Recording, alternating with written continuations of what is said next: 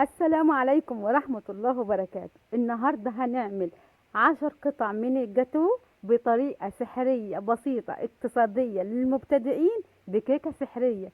الكيكة بثلاث مكونات بس، ثلاث مكونات بس، من غير دقيق سبون، من غير محسن، من غير بيكنج باودر، من غير دقيق عادي. هتعملي الكيكة السحرية طريقة سهلة سريعة مبسطة. يلا بينا نسمي الله ونصلي على الرسول صلى الله عليه وسلم. أول حاجة نبتدي بيها هنفصل الصفار عن البياض، وهنضيف ذرة ملح على البياض عشان المارينج بتاعنا يبقى متماسك كده وحلو. هنضرب لحد ما قوام بياض البيض كده المارينج يبقى متماسك معايا. وكل تكة في الفيديو مهمة جدا. بصوا لحد ما بياض البيض كده يحسك ان عمل فوم، وبعد كده فصل خالص ولم معايا بالطريقه دي. هنضيف بيضه بيضه وهنضرب.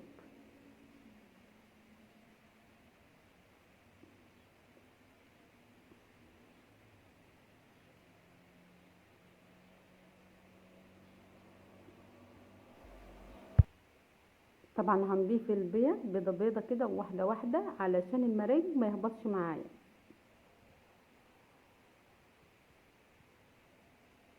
انا دخلت في المارينج اكبر كميه هواء، لما نضيف الثلاث صفار بيض هيهبط. انا كده هنضيف الفانيليا، 2 باكو من الفانيليا دريم او اي نوع انت هتستخدميه، ممكن سايله وممكن بواكي زي كده. وهنضرب كده الفانيليا مع الخليط.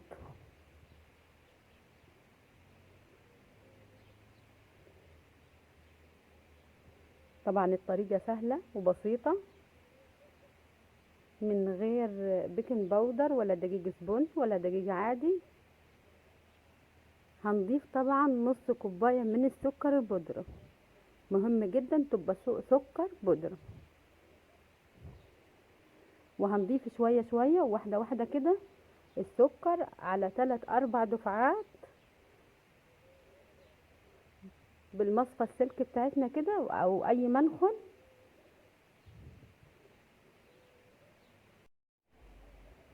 وهنضرب القوام، هيبقى في المرحلة دي قوام كريمي معايا. خلاص انا خلصت. هنحوش المضرب، طبعا ما نحاولش نخبط كده علشان ما نهبطش الخليط ده. معايا كوباية زائد 3 معالق من النشا، ما يعادل 130 جرام.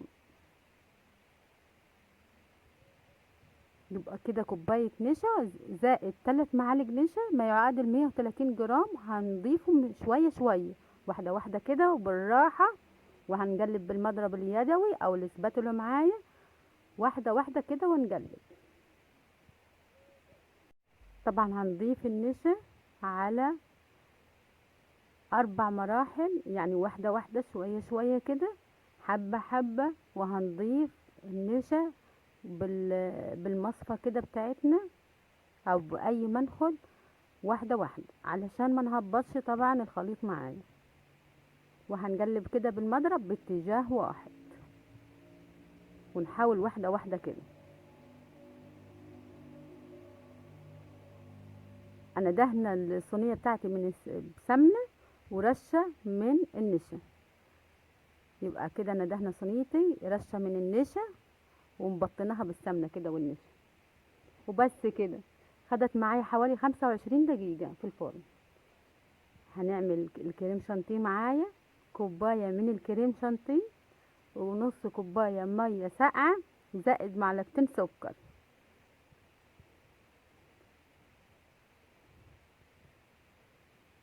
طبعا لو هي انواع كتير من الكريمه، لو الكريمه عندك حسيتيها متماسكه كده وانت بتضربي في المضرب اتماسكت كده، هنضيف معلقه معلقه من الميه الساقعه ونقلب. بس في اول مرحله هنضيف نص كوبايه لكوبايه الكريمه علشان يبقى ايه الكريمه معايا متماسكه.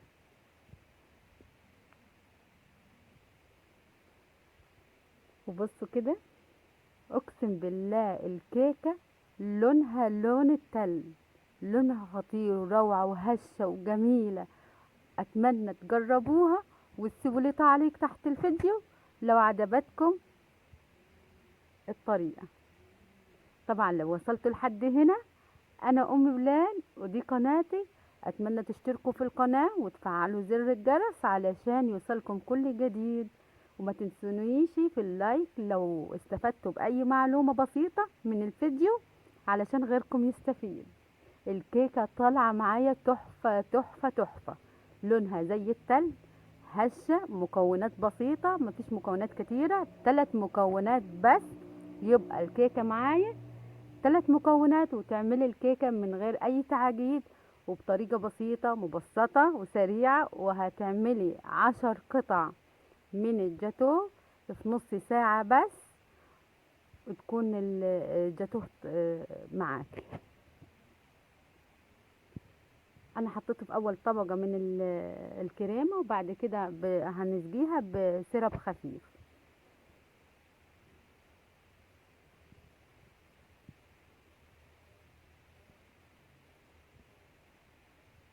وبالشوكة كده.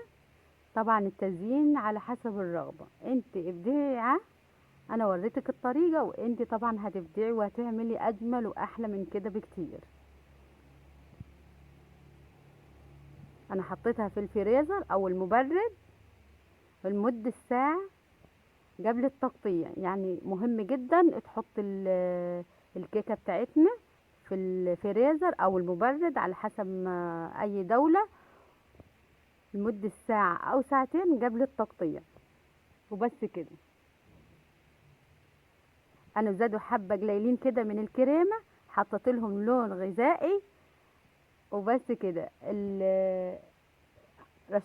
هنوزعها كده بخطوط عشوائية، والتزيين طبعا زي ما قلت لكم حسب الرغبة، او ممكن تعمل روزيتات كده، بس انا حبيت خطوط عشوائية كده بسيطة سهلة طبعا للمبتدئين. وبصوا الجمال، حاجة كده تحفة، احلى مليون الف مرة من بتاع المحلات، مش مرة واحدة. طبعا خطير، واديكم شايفين شكله وطعمه فوق الوصف. اتمنى تجربوه، واتمنى تسيبوا لي كومنت تحت الفيديو. طبعا لو عجبتكم الطريقة. طبعا شايفين الجمال والهشاشة، خطيرة. وهسيبكم مع الجمال ده، والسلام عليكم ورحمة الله وبركاته.